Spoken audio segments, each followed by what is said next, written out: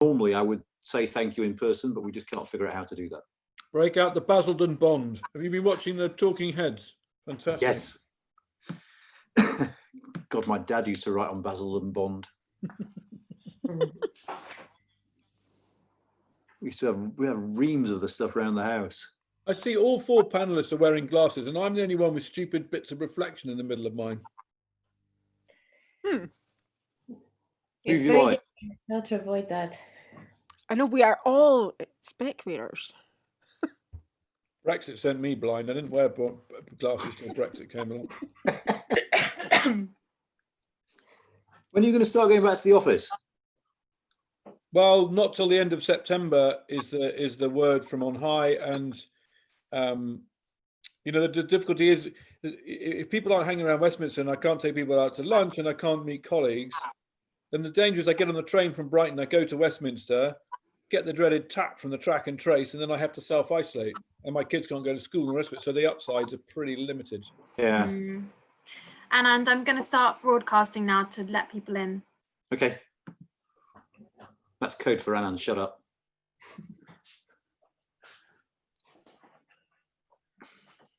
I'm having my inaugural trip to London tomorrow, actually.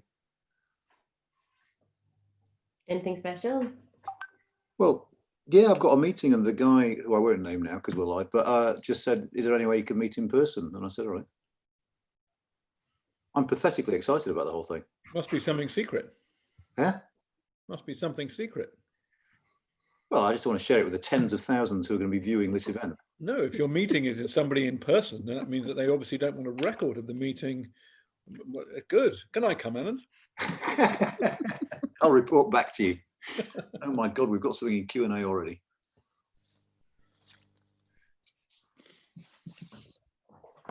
It's not a question. So we'll just give it a couple of minutes. I always sort of get this slightly wrong. I sort of get obsessed by watching the numbers tick. If we kick off at 12:02, we'll finish on the dot, or maybe a minute after.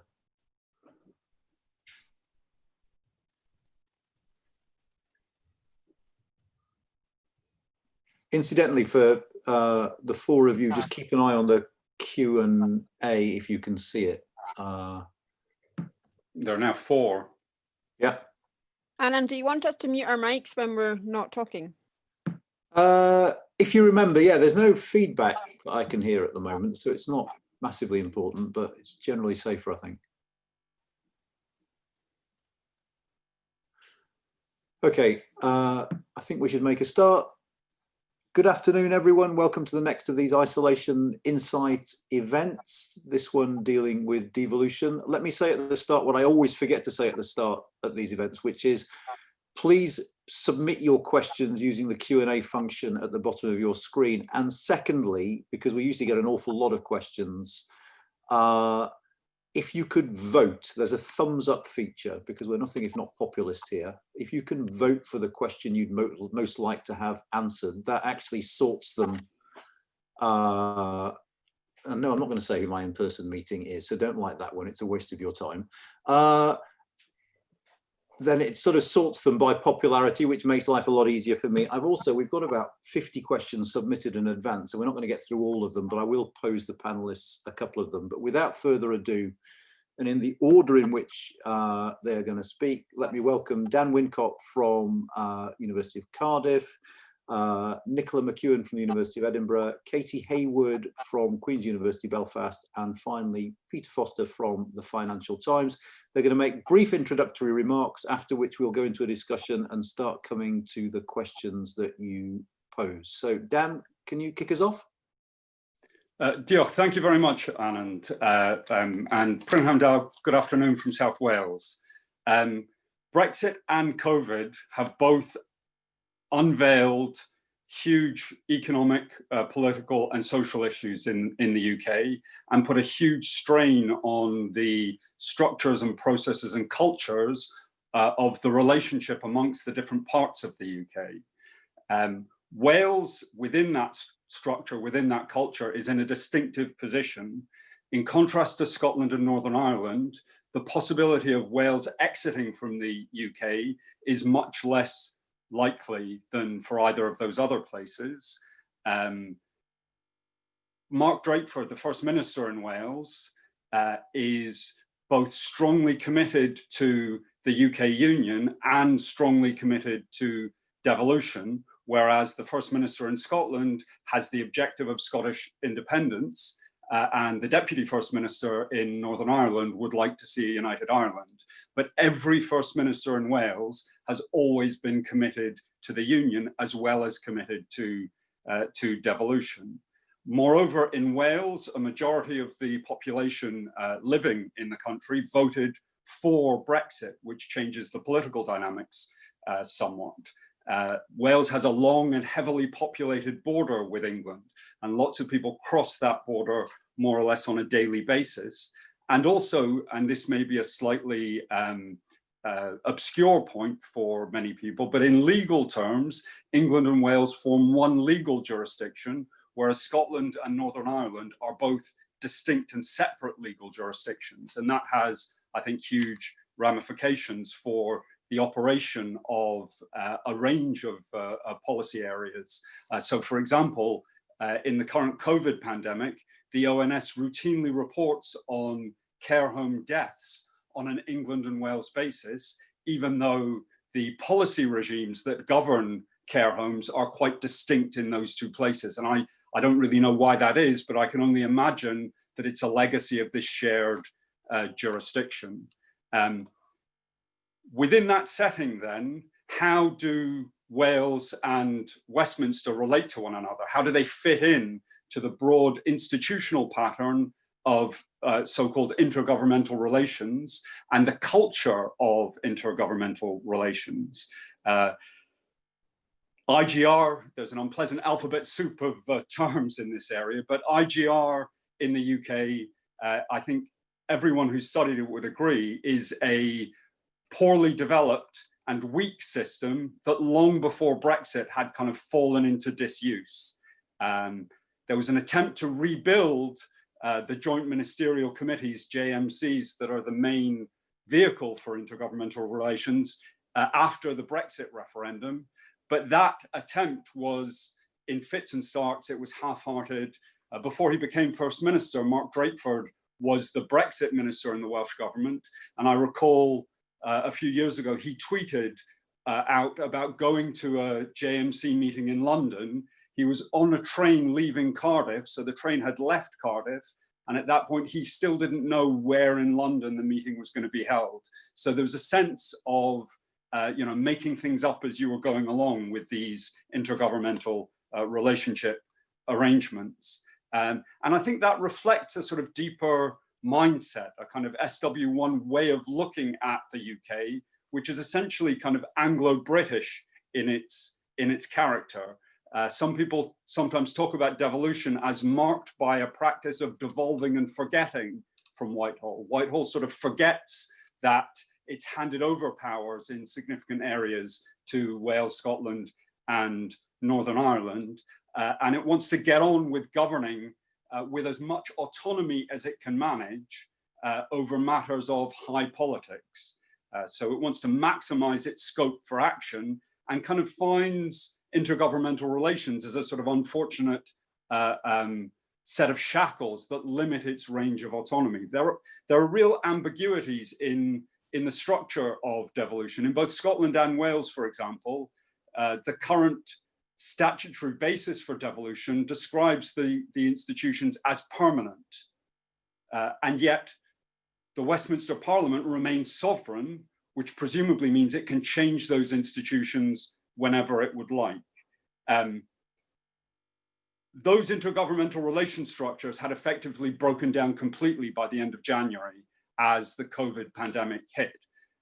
Even given this tendency for Welsh politicians to want to invest more effort in intergovernmental relations, the person who took over from Mark Drakeford as the Brexit minister, Jeremy Miles, who's also the Counsel General, who's a politician to watch, if you don't know him already, a politician for those outside Wales to watch, I think, had more or less abandoned the prospect of any further meetings of the Joint Ministerial Council over Brexit. And then COVID hit. And the really striking thing about the initial impact of COVID was the way that the four governments, the UK's four central governments, kind of pulled together very strongly initially. But they pulled together, ignoring the main organizations and structures for intergovernmental relations. In other words, it's not through the Joint Ministerial Council, it's through emergency bodies that the UK governments work together for COVID. And they managed to work together despite enormous strains on the system. So obviously it's much too soon to make any kind of evaluation of the relative performance of the different governments in the UK in relation to the pandemic. And it will be very difficult, I think, to get the appropriate yardstick, the appropriate counterfactual against which we might assess that performance. But for example, there was an issue in Wales about Public Health Wales having been in a negotiation with a major Swiss pharmaceutical company about procuring tests for Wales. And those tests seemed to vanish. We haven't had a final answer about how and why that happened. A BBC journalist made a Freedom of Information request to the Welsh government about those tests and what happened to them. And the Welsh government's response was to deny access to the documents on the grounds that making them public would be seriously detrimental to their relationship to the UK government. Now, that seems to me to be a pretty incendiary kind of response to a Freedom of Information request. We're moving on now to a situation in which things are starting to change very quickly. I know that Nicola and Katie will talk in more detail about proposals coming from the UK government around the idea of a so-called UK internal market. I think it's worth emphasizing at this point that that idea of an internal market has a sort of common sense feel, but it doesn't actually have a substantial legal or regulatory meaning within the UK. It's a kind of borrowed concept from the EU context, and it's one that we already know in the public domain the Scottish government will resist very strongly, and every indication that I can see from Wales is that there's a similar response likely from the Welsh government. So it feels as if we're coming to a really major political conflict between the UK government and the devolved governments over this idea of the UK internal market. We know that the politician who's driving that at Westminster is Michael Gove. He's that exquisite species, a conservative politician who's taking inspiration from a Marxist theoretician. In his Ditchley speech last weekend, he began the speech by quoting Antonio Gramsci, a noted Italian communist theorist.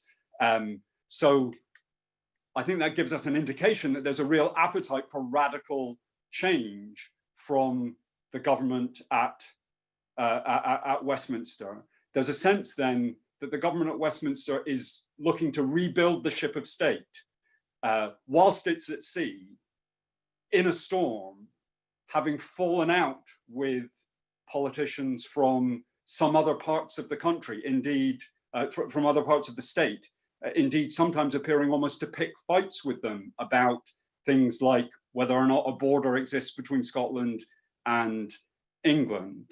And it's also the case then that some other people on that ship are making for the lifeboats quickly.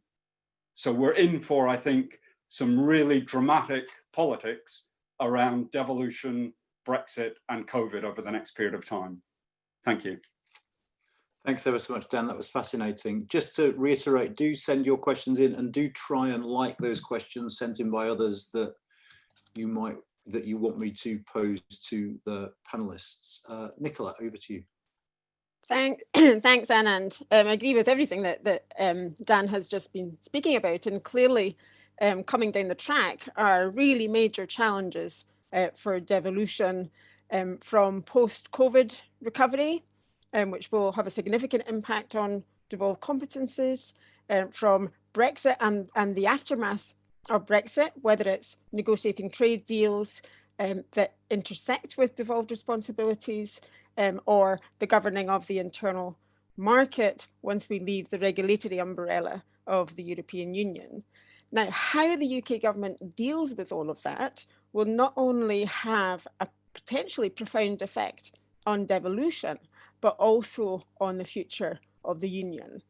And thinking about that from the Scottish perspective, it's important to recognise that all of these debates are taking place against the backdrop of rising support for independence. If we look to the opinion polls that we have had this year, there have been 9 polls on an independence referendum this year. Only 2 of those have indicated a lead for no, and even then it was only by 1%. In the last couple of months, we've seen steady increases in support for yes. The last 2 polls, one should remove those who were undecided, suggest that yes, support is sitting at around about 54%, and that's the highest it has ever been. Why is that happening now? Is it because the SNP are winning the case for independence? Well, it's hard to conclude that because they're not debating the case for independence at the moment. They're solely focused in government on COVID and addressing the current crisis. It could be because of the starkly divergent preferences and responses to the way that the governments have been handling the COVID crisis, where there are very strong approval ratings for the First Minister Nicola Sturgeon's response to the crisis, and rather less impressive ratings for the Prime Minister. And it could be a response to Brexit. We know from looking at the last year, for example, that the increases in support for yes to independence were coming largely from Remainers. But in the last few months, it does appear to be the case that also those who supported leave, there were many fewer of those in Scotland, remember, they appear to also be supporting independence in increasing numbers. All of that being said, Brexit does pose really significant challenges for the prospectus of independence, for what independence can mean in the context of Brexit, and specifically what it may mean to the Anglo-Scottish border. We've seen, and Katie will talk about, the issues that the land border and the sea border in Ireland and between Northern Ireland and the rest of the UK has created in terms of Northern Ireland's status and relationship with the EU internal market and with the rest of the UK.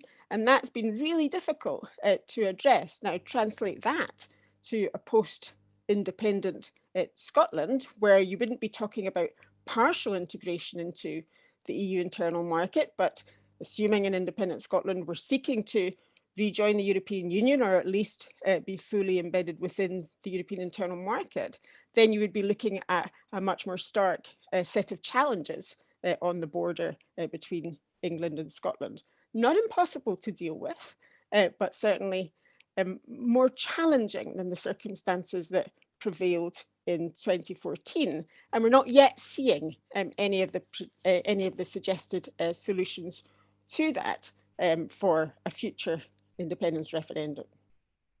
Now, just to sort of finalise, and we'll discuss all of these issues in discussion, I hope. But if the case for independence isn't specifically being made in Scotland, might it be made in London? And my suggestion would be that there are 2 key approaches that the UK government can take in responding to the many challenges that are facing devolution from trade, from internal market to post-COVID recovery. And there are 2 main pathways. One is an intergovernmental pathway that's working in partnership with the devolved governments, addressing the weaknesses of intergovernmental relations that we've talked about already, and setting up procedures for co-decision and proceeding by agreement.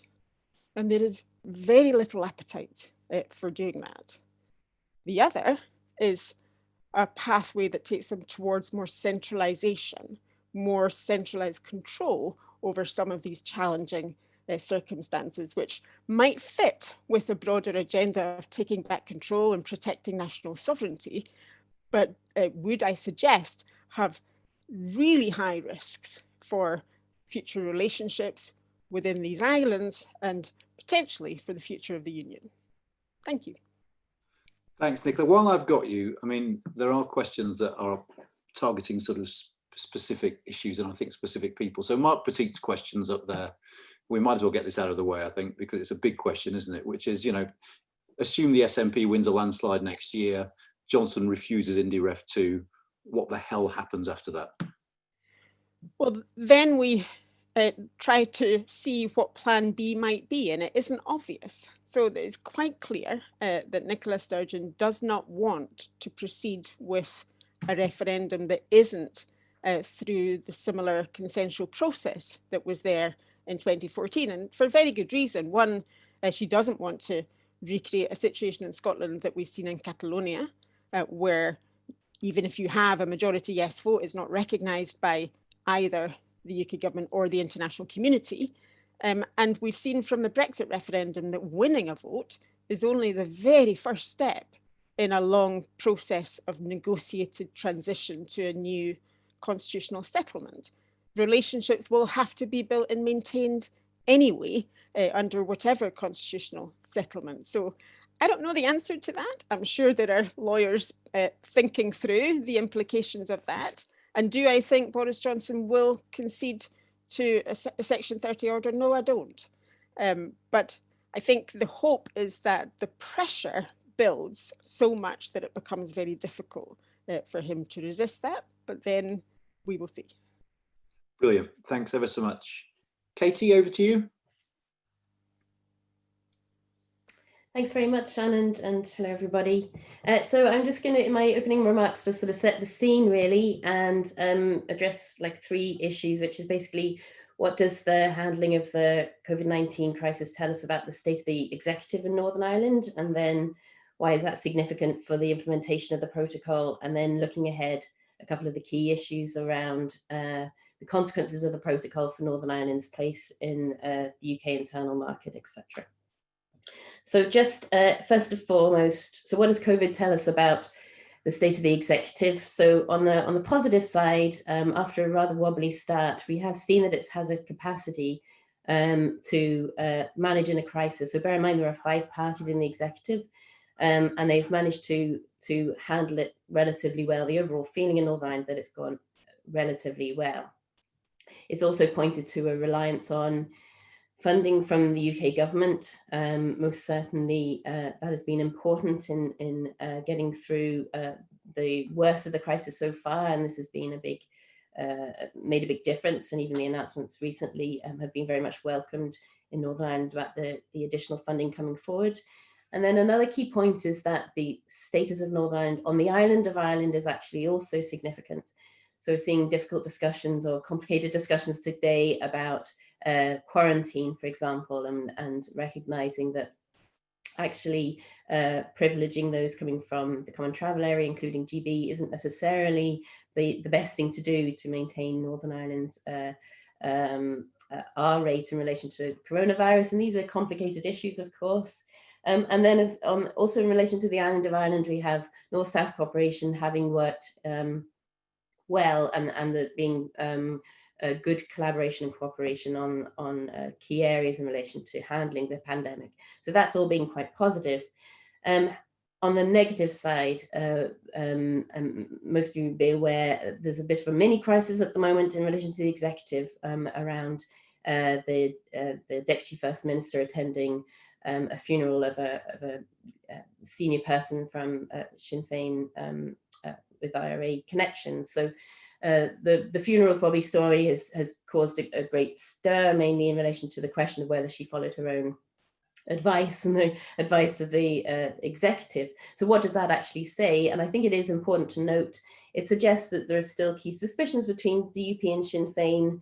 Sinn Féin are wary about overstating an apology, given the RHI scandal still lingers, the consequences of that. And more importantly, it suggests that public opinion isn't necessarily the most important issue when it comes to making decisions and cooperating within the executive. Overall, it suggests that they are vulnerable to the same old, and so We see people's sensitivities around this, and there is emerging discussion again about whether it is possible fundamentally for unionism and nationalism to work together. And this is important because of the challenges now that we're facing for Northern Ireland. The significance of the protocol of all of this shows us two things. First, the economic vulnerability of Northern Ireland, so that relates to the funding I mentioned before. The baseline calculations that we'd had for Northern Ireland about the impact of Brexit and various barriers to trade around Northern Ireland's borders, those baseline calculations don't stand so much anymore because we're dealing with a very new situation, huge unknowns. And secondly, of course, the economic vulnerability of Northern Ireland reflects the fact that it will be very much on the front line, if you like, of the UK-EU relationship, something that still I don't think is appreciated quite enough. If there is a no deal, UK-EU, it really has very direct consequences on, if you like, the hardness of the Irish sea border, increasing what's considered to be at risk, increasing the likelihood and the intensity of the checks and controls. It's also significant for the protocol because it highlights the political vulnerability, if you like, of Northern Ireland. Still great sensitivity around, if you like, the consequences of Northern Ireland being connected so integrally both to the rest of Ireland and to Great Britain. And if we focus a little bit on how the protocol has been addressed in recent times, I mean, Matt O'Toole, an MLA, recently has been highlighting the fact that Brexit has not been properly addressed. We haven't had a formal update to the Northern Ireland Assembly, for example, from a minister around the implementation of the protocol. We know that the Brexit subcommittee of the Northern Ireland Executive is no longer functioning, and there is a wariness of dealing with all of this. Instead, we have it very much a sort of focus on what the UK government is saying. And despite the command paper, there still remain many, obviously, unknowns and many decisions and clarifications still needed, but also a sense of still not quite facing the consequences of what the protocol actually means. So therefore, as a consequence, we have some public confusion still about the protocol. And looking ahead, what does the protocol actually mean, and why is this important for, given these economic and political vulnerabilities of Northern Ireland? Well, the command paper did recognise certain things, and one of these things, although it didn't spell it out entirely clearly, but all goods entering or being placed on the market in Northern Ireland, including coming from Great Britain, have to comply with EU product regulations and related technical regulations. Also, EU state aid rules will apply to goods in Northern Ireland. We also have issues around certification, authorization, etc. All of these will have to comply with EU rules. So immediately this has consequences for Northern Ireland's economy and decisions being made around Northern Ireland. And when we saw the drawing up of the common frameworks that point about how to make sure there aren't growing divergences, if you like, between the devolves in a way that could be, have severe economic and political negative consequences, we see that those areas that were seen as being necessary to have legislation around, many of those areas are covered by the Northern Ireland Protocol. So essentially this means that Northern Ireland is continue to be tied by, or to have to strictly adhere to EU rules around key issues such as labelling standards, food and feed safety regulations, etc. Really important issues. And looking ahead, we see that this will be dynamic alignment. So the scope for divergence between Northern Ireland and the rest of the UK is not just in relation to the rest of the UK, or particularly the UK government deciding to lower its rules. It could also come from an increasing of the standards expected of Northern Ireland as part of the EU. As being tied into the protocol and as the EU single market might develop in those areas. So fundamentally, we have the challenge that the greater the divergence between the UK and the EU, the more strain it places on Northern Ireland. And even though things could have been worse than they seem to be at the moment, we do see, thanks to as a consequence of the COVID-19 crisis and of the inability to face the realities of the protocol, that Northern Ireland is in severe sort of severely vulnerable economic is facing severe economic and political vulnerability when it comes to managing these challenges. Thank you. Thanks, Katie. While I've got you, we've got a question from Sam Sharps, which comes in two bits. I mean, firstly, was Boris Johnson's calculation last year that people in England don't care about Northern Ireland, and so he was able to sign the deal that he did?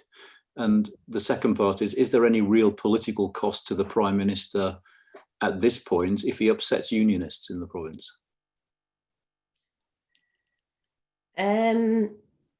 I don't feel qualified to answer the second one. Maybe Peter will answer the second part of that question. Yeah, we'll give that to Peter. That's good. Yeah. So is he showing that he doesn't care about Northern Ireland? So it's interesting. I was looking again at the speech that Johnson gave the DUP party conference in November 18, and he was criticising the backstop. And he really spelled it out actually quite clearly that if Northern Ireland is following EU regulations on goods, and of course in relation to customs too, and the UK decides to diverge, then Northern Ireland could be, as he put it, an economic semi-colony of the EU. And he was very clear that he didn't want that to happen. I think the question is, did the UK government really realise what it was signing up to? And there is possibly some doubt around that, but I do think still it has not been made clear enough that that UK-EU future relationship will have such a direct impact on GB-NI relationship. And whether that therefore says that GB doesn't care all that much about Northern Ireland, that's a political question, maybe for the parties to deal with. But fundamentally, I think it suggests a sort of a lack of thinking through of the realities of Brexit. Full stop. Brilliant. Thanks ever so much. Peter, you finished your ginger nut? I have, thanks, Annan. Blood sugar levels returned to normal. So listen, I'm not going to weigh in, but there's so much expertise on the panel, and my job really is as a reporter over the last 4 or 5 years, or 4 years, covering Brexit. And the thing that absolutely leaps out at you was the kind of cavalier way in which Westminster politics treated Northern Ireland while it was trying to, for 3 or 4 years, erect a border, in effect, a trade border in parts of Northern Ireland. And I think that points to one of the big problems here, which is that, Westminster, as Nicola said, Michael Gove, happy to pick fights with the SNP, really doesn't hear often how this stuff lands. And we have to remember that none of it has yet landed. So to pick up Katie's point, the trade associations, the goods association, reckon that the frictional costs of sending a mixed container of goods from Stranraer into Northern Ireland for the supermarket might be as high as £5,000–6,000. Now, the government's own impact assessment that they published last year was talking about significant impacts on the street in Northern Ireland in terms of consumer prices, in terms of the retail industry. Remember, none of this stuff has happened. State aid is another good example. Article 10 of the protocol will cause, I think, particular problems where the British government in Westminster is finding itself grinding up against the Commission on areas of state aid policy. At the moment, UK negotiators are trying to do away with exit declarations from Northern Ireland into GB because of Johnson's promises on unfettered access. I don't know whether they're going to win that fight. And when you talk to the trade people, they aren't overly concerned about the £56 for the one piece of paper. But politically, that's going to be a huge problem, because if you're going to have exit declarations, you need someone to check them on the other side. And you start to build political infrastructure that cuts right across some of the promises Boris Johnson's made. So in both directions, the operationalization of the protocol is going to cut into and raise up these issues about devolution in a way that has simply been parked, I think, in the minds of most people. Northern Ireland, we all remember the Troubles. I cut my teeth reporting on the Troubles, but once they were over, Northern Ireland just disappeared into a box, and Brexit kind of forced it back onto the agenda. But once Johnson had done this deal to effectively make Northern Ireland a regulatory colony of the European Union, I mean, that's very emotive language, but that is effectively what's going on here. Everybody thought it had been put to bed. And I think, the Europeans were aware of what the British were signing, and in fact, you know, behind the scenes took trouble to make sure that the British did understand just what they were signing. And you'll see now in this rival interpretations of the protocol, exactly the gaps between what Boris Johnson with an 80-seat majority thought he was signing and what Boris Johnson, who needed to get a deal over the line, thought he was signing, you know, have emerged. And so I think the next few months are going to bring a lot of that Northern Ireland stuff into the real world. And it will be interesting to see whether it cuts through politically, which I think brings us on to Scotland. So everybody saw the spat between Mike Russell and Michael Gove over the weekend, the letter that Russell published about this internal market bill, which is a natural consequence of Brussels no longer regulating the internal market of the European Union, of which the constituent parts of the United Kingdom were part, and the discipline was enforced by Brussels. If you're going to have UK trade negotiators signing deals, which will, they'll never admit this now, but which will change probably standards on things like pesticide residues, on GMOs, on animal welfare issues. And it's not just the United States, the Trans-Pacific part, the progressive Trans-Pacific Partnership countries, they also follow, for example, not the precautionary principle. This stuff is going to feed in, and more than state aid, but I think it is going to get quite emotive on food standards. You've already seen this, the million petitions from the NFU forcing Liz Truss to get this commission on agriculture standards, which brings me, I think, to my last point, which is that the biggest fear I have, the biggest problem we have here, I think, is that, to Nicola's point about the government could take a consensual or a confrontational approach, the government seems locked on for confrontation. And it is doing things that are incredibly politically sensitive and delicate at great speed and great haste. There is just no time to do it. And when you talk to people in Whitehall, you hear serious people really worrying about how botched a lot of this legislation is going to be, and in kind of railroading this stuff through, because they've given themselves so little time, notwithstanding the fact that Brexit is done and it's going to be a evolving 20, 30-year project.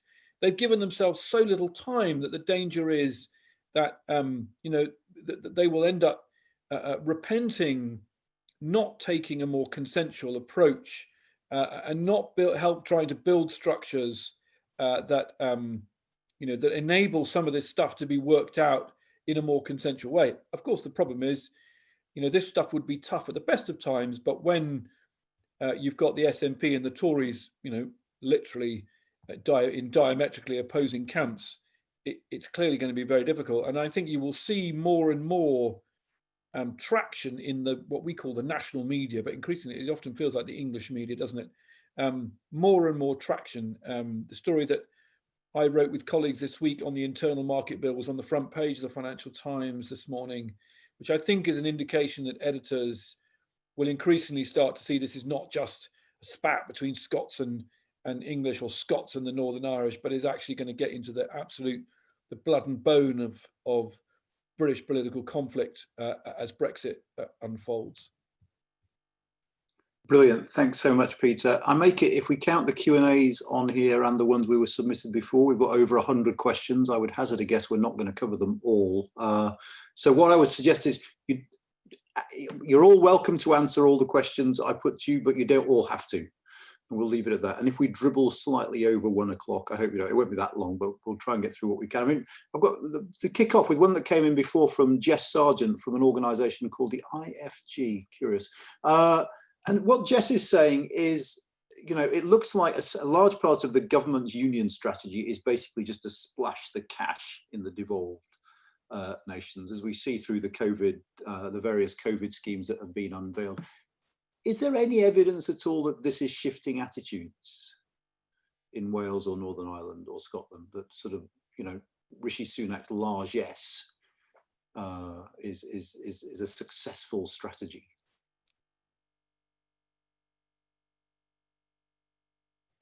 Don't all rush at once. So go ahead, Dan.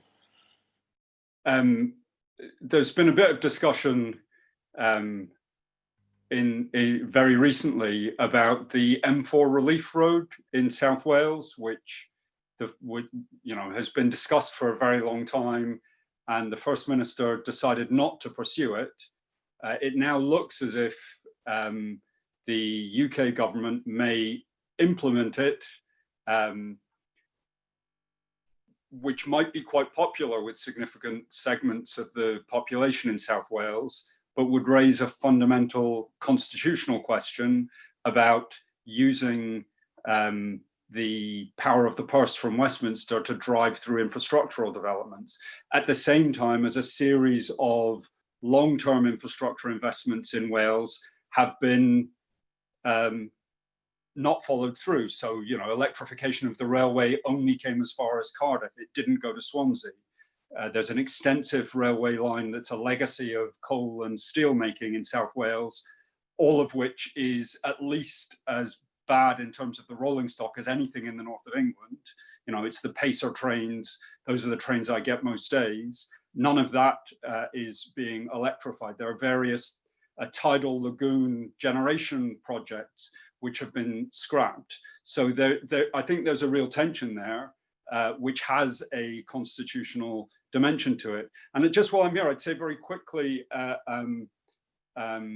thinking about what Peter said, this is one of the reasons why I think the position of the Labour government in Wales is so significant, because the Labour government in Wales isn't looking for independence. One of the really striking things through the Brexit negotiations was the way that Labour in Wales and the SNP in Scotland were able to work together very, very closely, despite the fact that, the SNP in Scotland clearly has benefited hugely from the collapse of the Labour Party in Scotland, and Plaid is a major political competitor for Labour in Wales. So there's a close political relationship between the SNP and Plaid. Nevertheless, the two governments have been able to work together very closely and very effectively. And I suspect we'll see something of the same kind of all of devolution, perhaps also including politicians from Northern Ireland, in relation to these questions around the internal market, and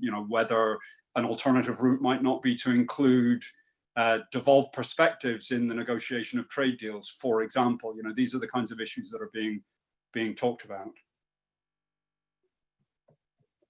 Thank you. Does anyone else want to come in? Nicola, you wanted to? Only because nobody else was talking, in a sense. But no, I mean, no. The short answer is no. There is no evidence that this is working to shore up support for the union. I'm sure it's welcome, but there's interesting discussion in Scotland now about fiscal powers, and Scotland's the only part of, or the only one of the devolved areas where income tax is under the responsibility largely of the Scottish Parliament, and that in some ways enhances the powers of the Scottish Government and Parliament. It definitely enhances their responsibilities, but it exposes them too, and it makes them somewhat vulnerable to economic recovery. And there is no country in the world that is going to try and deal with the COVID recovery through income taxes alone. So there are debates now about whether more flexibilities can be introduced, in other words, more borrowing powers, to enable the Scottish Government to do this on its own if it can't do it in partnership, or if the UK government won't do it on its behalf. So there are interesting issues there, but I think there's certainly no evidence at the moment that it's shoring up support for the union or the Conservative Party. Okay, I'm going to try and bundle a couple of things now. We've got a question in from Stefan de Ring, which is how the state aid regime in the UK as of January next year will affect intra-UK relations. And we've got a related question from David Livington, who basically said, look, businesses all want a single market. So how do you secure free trade agreements with the EU and other countries which all the devolved support? And I think this is the really interesting bit, are there lessons from other devolved or federal systems about how you do trade deals that we could learn from? So I don't know who wants to go first on. Peter, waving in the corner. That is a really another example, I think, of where the government is currently cloth-eared, is the complete failure to engage civil society over trade deals. If you look at the European Union, their system is that they have to get you know, the Walloons on board in Belgium, etc. Right? They have to get consent. They have to get a mandate together.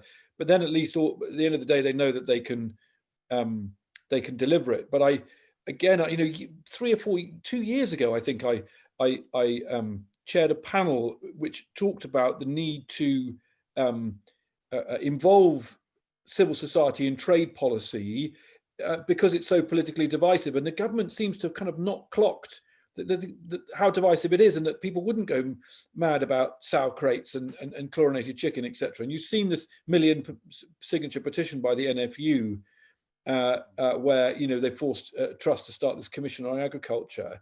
There's lots more to come. GMOs, pesticide residues, the impact on Welsh lamb farmers as a result of doing a deal with the Australians, etc. It's only beginning, and I slightly worry that, you know, that the read across on the wider trade piece, the government is slow to realise that it needs to engage and build consensus, or it will get bitten after the fact. Thank you. Can I just come in? I just want to remind you about the state aid bit of this as well. Not you specifically, Nicola, but we need to. But state aid is one of those areas that is disputed as to who has competence for it under the existing devolution settlement. So we will see if that reaches the court or if some other development comes to pass. To answer David Liddings's question about how you do it, and in other words, how do you do it unless you centralise authority and decide at a UK level? You do it by agreement, you do it by discussion, you do it by engagement.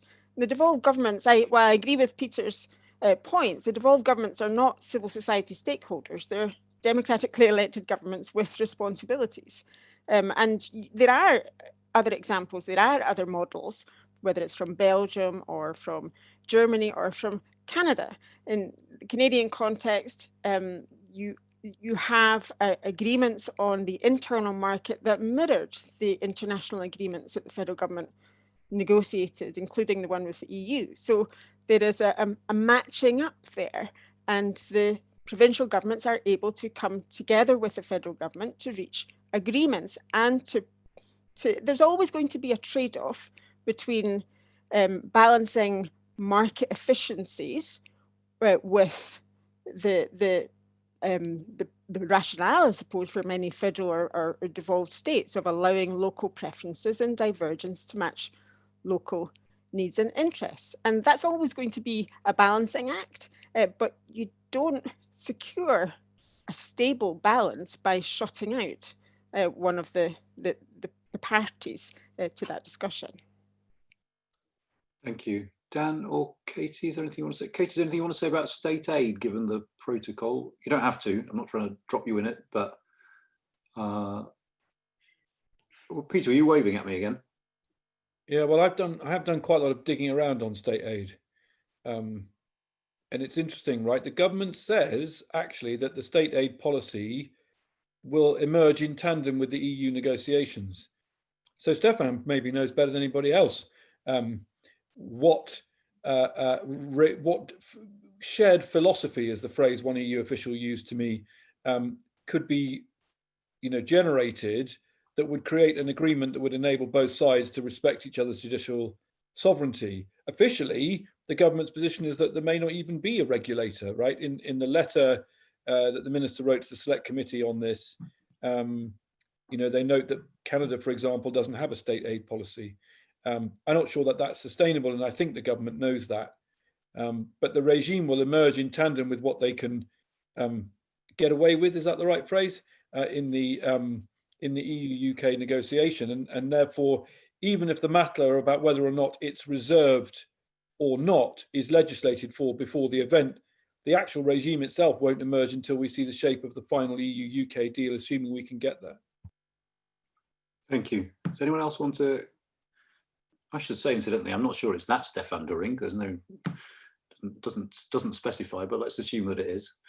Okay, moving on then. Craig Wilson, what are the implications for the devolved administrations of keeping pace with EU legislation? I mean, this is obviously quite central in terms of where the negotiations are as well, but does any of you want That's what the was. Okay. No, Katie, you go ahead first. No, I was just saying that's what Northern Ireland has to do. Yeah. it's what Northern Ireland has to do, and it's what the Scottish Government wants to do.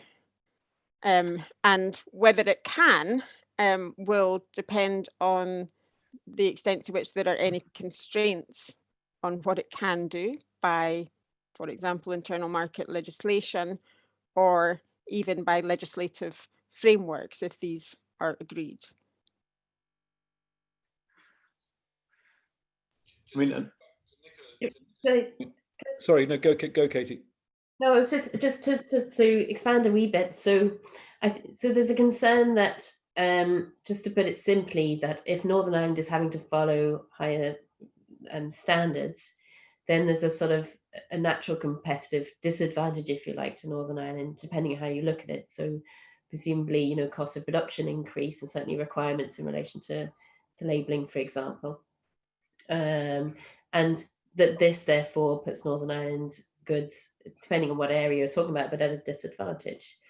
If in England they're producing to a lower standard. So that's the sort of knock-on effects of concern here in relation to that. And of course, then you have the reverse situation where GB goods, you know, as I say, the increasing checks and controls on GB goods coming into Northern Ireland, that they won't be able to be put on the market in Northern Ireland. how much does the phrasing of the protocol mean that the debate about state aid in the negotiations is a sort of slightly Pyrrhic one? Because most things that the British government might do at the UK government might do at a UK whole level will come under the remit of that courtesy of the protocol anyway, won't they, of EU state aid rules? Yeah, so we think of it as just, obviously EU state aid rules apply in relation to Northern Ireland, but that does affect, according to my understanding, which is limited, that does affect companies based in GB that may be trading in or functioning in Northern Ireland. Yeah, so it is a UK-wide issue, even though it's specifically, of course, in the Ireland-Northern Ireland Protocol. Okay, Peter, you've unmuted yourself dramatically. You know, clearly Article 10 of the protocol is potentially a massive problem. That said, if you get to a deal, EU-UK deal, then the Commission and DG Competition, unless the UK government is behaving egregiously, probably has an interest and motivation in not, you know, overreaching on the use of Article 10. Even if we think Article 10 is actually long-term sustainable, I don't know whether it is, honestly, but if, you know, so at that point, maybe the theory of Article 10 is sort of worse than the practice. That's an optimistic view. Thank you. There are quite a few people have mentioned the word federal in their questions, and I suppose the way to summarise all the questions is the solution to this to become a proper federal state? Will that solve these problems? Nicola? No. Sorry. Good answer. Partly because, well, when people talk about federalism and federal, they usually mean quite a broad spectrum of things. And federalism is a UK-wide reform. It's not a reform specifically for Scotland, Wales, or Northern Ireland. It's a UK-wide one. So it would require you to address the issue of how England is governed. And that, I think, is the deeper challenge, is the asymmetry that we have, not just in our constitution, but also in our geography. And I don't think federalism, in whatever guise it takes, is the way to address that. Having, for example, replacing the House of Lords with a chamber of the nations and regions isn't going to help you to identify the sort of issues and challenges that come from plurinational identities. So it doesn't feel like the right way around to me to be addressing it. It definitely wouldn't help address some of the challenges or be a response that is likely to counteract demands for independence for Scotland.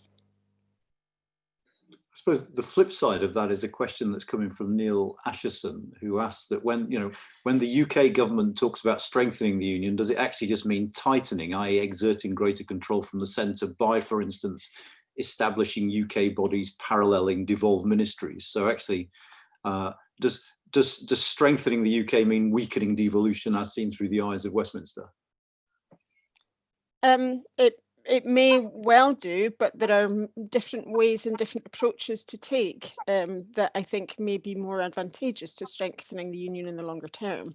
And that's being more accommodative rather than confrontational, and more engaging rather than re-centralising authority or trying to exert its right to act for the whole of the UK in areas where the devolved governments have a stake. But perhaps Dan might want to come in, because Carbon Jones, I know, has been saying some really interesting things around confederal models, which are a little bit different. Thanks, Nicola. Carwyn Jones, who was the previous First Minister in Wales, has for quite some time been talking about a fundamental review of the UK's constitution, and tried to think through different ways that process might be developed, including ideas about confederalism. That reflects what I was saying right at the beginning, that the Welsh Labour Party, the Welsh Labour government, is strongly committed to the union. But I suspect that, with a possible exception of some unionist politicians in Northern Ireland, Welsh Labour may be the only political party that has been trying to develop an alternative vision for the union as a whole. My sense is that when Conservative politicians from England at Westminster talk about the union, they have a very unitarist vision of how the UK should operate. It goes back to the devolve and forget point, that they simply are unaware of developments in Wales or in Scotland or in Northern Ireland in a kind of rich sense. And again, that's in one sense what Brexit has unveiled for us. The surprise of the border on the island of Ireland and its implications. I guess another way of thinking about this is, it seems to me politically, advocating the UK as a unitary state would be a legitimate political position for someone explicitly to take and to try and garner political support for it, just as Nicola Sturgeon is perfectly legitimate in seeking Scottish independence. And so long as the debates are framed in ways where different political parties are presuming the end, so presuming that the task here is to save the union, or the task here is to promote independence, it becomes very difficult to engender a conversation where all the parties can come in and talk on the same sorts of terms. Actually, the only space in which that kind of discussion takes place, or could potentially take place, goes beyond the UK. It's about these islands in the North Atlantic, and it's the institutions that were created through the Belfast or Good Friday Agreement process, that bring in the government in Dublin as well. And we know from the history of those institutions that UK prime ministers have never really taken them seriously. They haven't really attended or participated in the same way that the political leadership in Dublin or devolved leaders from the rest of the UK have taken part. So, I do think there's an important issue about thinking in the longer term about how, in the kind of terminology of that agreement, all the peoples of these islands live together. But that's a slightly different point, and that would have to encompass the possibility of Irish reunification or Scottish independence as things that might happen. And the difficulty is where at the center, the implicit centralism and the desire to maximize their autonomy to do things right here, right now. And you might think the reforms to the machinery of government that are happening at Whitehall or seem to be in train on Whitehall are pointing more and more in the direction of the political leadership of the Conservative Party and Her Majesty's government wanting to maximize their ability to do things. And as Peter has said, if we're doing an awful lot of things in a hurry, some of those things may not be very well constructed and may not prove robust. You know, it may be a reform in haste and repent at leisure scenario. That's about relationships with government, but it also speaks to the point Peter raised about involving civil society as well. Thanks, Dan. I want to try and get through 2 or 3 more. Just very quickly, Katie, if I can just come to you. And there's a couple of questions on Irish unification that Dan just mentioned there. And the shortest question was, how likely is it now?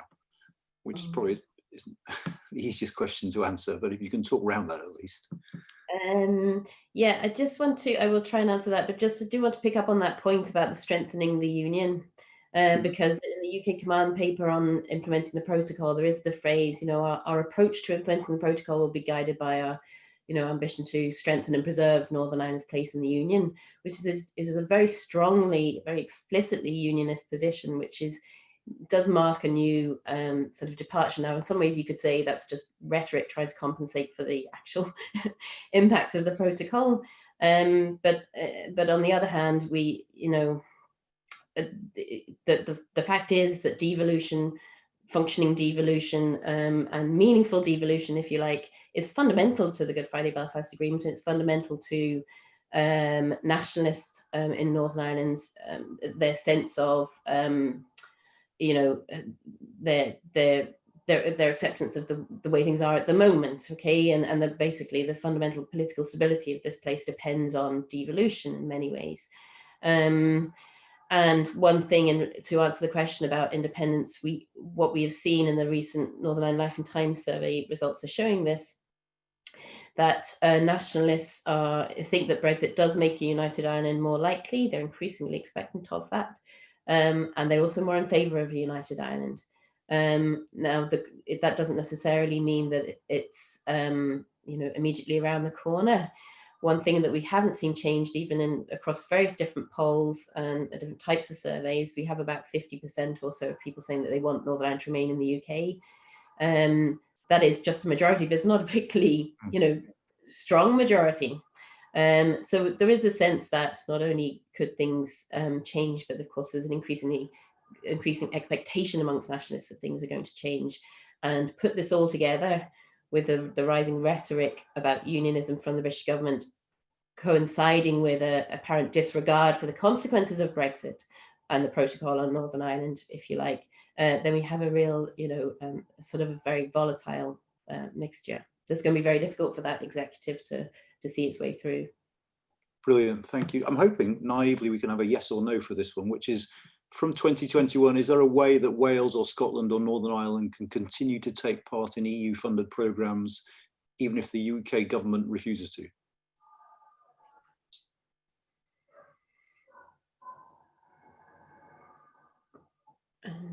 Any thoughts? Northern Ireland can, some, so we've got this, the Peace Programme is continuing, Peace Plus, and through, in some cases there's a hope that there can be a possibility, not least through continuing EU citizenship of Irish citizens, there might be some way, but formally, I don't know about the other devolves. And it doesn't stretch across all the gamut of programmes, of course. Nicola, did you want to add something? I don't have sufficient expertise to say for sure, but it's certainly the desire of the Scottish Government for that to be the case. And the Commission has shown some flexibilities with other parts of Europe. So I'm not sure what the legal status is, but with the will to make that happen, then it may be a possibility, but I don't have that expertise. Okay. And I mean, similarly, there's an appetite for the Welsh government to continue to participate in a range of EU programs.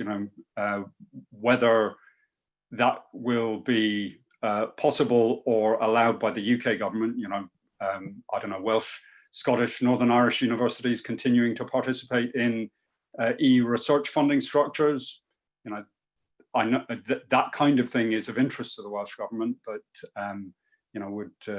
would raise some issues, I think, in SW1. So, and a final, Peter, sorry. No, it would be very difficult, would it not? So, for example, on Erasmus, on university funding, home pricing, etc.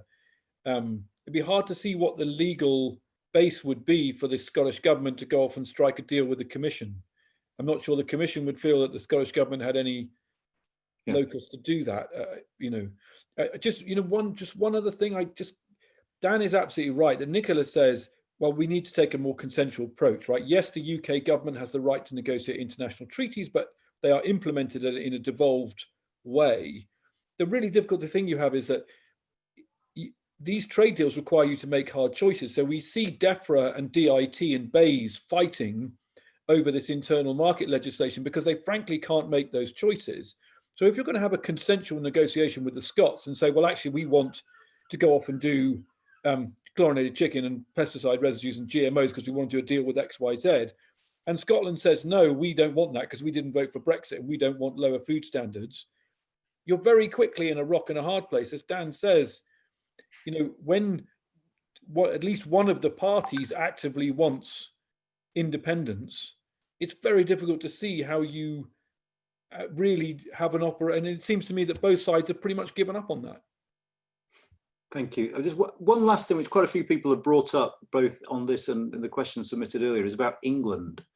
I suppose there's a whole gamut of questions about England. Do we have an England problem still? Has COVID and the experience of COVID sort of reignited, or will it reignite a debate about devolution within England?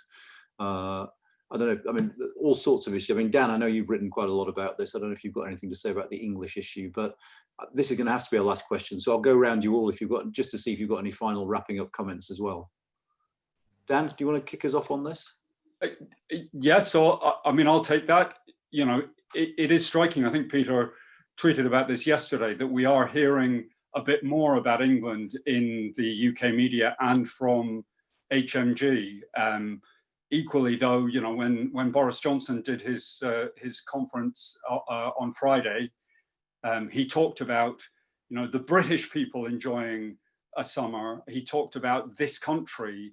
So he used a lot of very vague and elusive language. I think aside from talking about Public Health England, he only mentioned England 2 or 3 times in that talk. So there's still this kind of confusion between England and Britain in the language that comes out of the UK government, which for many of these purposes is in effect the government of England. And one of the brute facts about the UK, and it's a brute fact for any conception of an internal market, particularly one that rests on an idea of mutual recognition, is that England is overwhelmingly the largest bit in population and in economic power. And so an internal market that's legislated into place and allows decentralized individuals to challenge rules that they see as encumbrances on their economic activity, or those challenges will come overwhelmingly from England, it seems to me, and be challenges to legislation in Scotland or Wales and perhaps Northern Ireland, although the protocol does change things there. So that brute fact is very significant. I mean, I do think COVID is raising a whole series of questions about kind of hyper-centralization in Whitehall and Westminster, and difficult relationships with decentralized government in England, with local government in England, including the bits that get talked about in the language of devolution as well. But it'll be a while, I think, before those chickens come home to roost politically. Of course, one of the interesting side effects of that is one of the reasons why the figures for UK government spending on COVID look relatively impressive in comparative terms is because, of course, in many other European states, it's not the national level that's doing this. The money's being spent, but it's not coming out of the national budget. So it looks like they're spending less. They're just spending it at different layers of government. Nicola.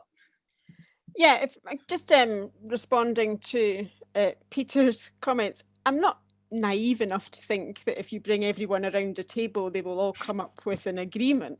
But nor am I cynical enough to think that they never will. find compromises.